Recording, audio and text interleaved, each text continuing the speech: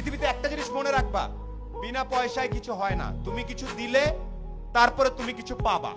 এটা সবচেয়ে আমাদের সবার মন খারাপ হয়ে যায়, আমাকে ডাকলো না কেন, আমাকে সম্মান দিল না কেন, আমাকে ট্যালেন্ট পুলে বৃত্তি দিল না কেন, কারণ তুমি ভালো একটা খাতা জমা দিতে পারো নাই।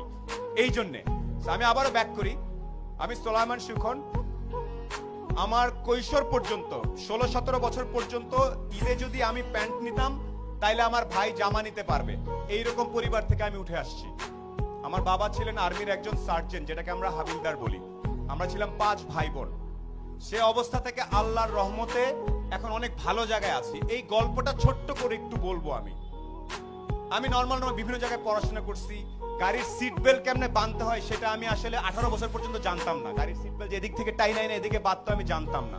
আমি জানতাম না ওই পারফিউমের নাম কি, এগুলো জানতাম না। এখন আমি একটা জিনিস জানতাম, একমাত্র জ্ঞান অর্জন করলে, একমাত্র পরীক্ষার রেজাল্ট গুলা ভালো করলে সামনে কোনো না কোনো ভাবে আমার জীবনে পরিবর্তন আসতে পারে।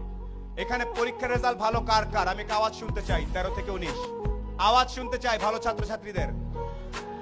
এখানে প্রত্যেকে ভালো ছাত্রছাত্রী আমি জানি। আমি আজকে লিস্টে পড়েছি, পলক ভাই প্লেনে আসতে আসতে বলছিল যে এত ছেলে মেয়ে, এত কৃতি সন্তান আমি কিভাবে ছবি তুলবো একসাথে, আমার তো পুরো মাঠ লাগবে।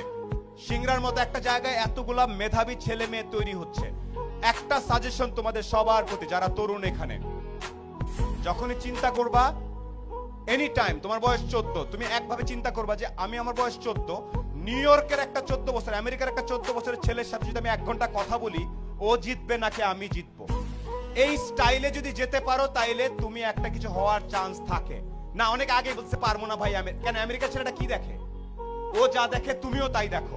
ইন্টারনেট আছে না, আমি তোমাদের শেখ কামাল ডিজিটাল ল্যাব দেখে আসছি। আমি জানি এই আমতলা ইন্টারনেটের কারণে ছেলে পেলে এসে বসে বসে কাজ করে, আমি জানি এটা। আমেরিকার ছেলেটা যে ইন্টারনেট ইউজ করতেছে, তুমি একই ইন্টারনেট ইউজ করতেছো না? কে কে আওয়াজ? না ভাইয়া, আমি তো ইন্টারনেটে খালি গান দেখি আর একটু ফেসবুক করি, তাইলে হবে না। আবার একটু বলি কিছু কিছু বেসিক জিনিস। আজকে এই প্রোগ্রাম নাচা গানা শেষ হয়ে সবাই চলে যাওয়ার পরে বাসায় যাবা, শাওয়ার নিয়ে ঘুমানোর আগে একটু দাঁড়ায় বলবা, একটা লোক আসছিল কালো করে, ভাঙ্গাচোরা, দেখা তো খুব একটা ভালো মনে হলো না, বাট উনি একটা কথা বলছে, আমি যদি নিজেকে পৃথিবীর যে কোনো মহাদেশের 14-15 বছর একটা ছেলে বা মেয়ের সাথে সমান সমান দাঁড়ায় 1 ঘন্টা কথা বলার মতো ক্যাপাসিটি না থাকে, তাহলে আমি আর অনেক পিছায় আছি। এই সাহস কার কার আছে? আমেরিকার একটা ছেলের সাথে 1 ঘন্টা, আয় বাবা তোর সাথে আলাপ করি, আয় তোর একটু চলন বিলের স্টাইল শিখায়, আয়, এটা কে কে করতে পারবে?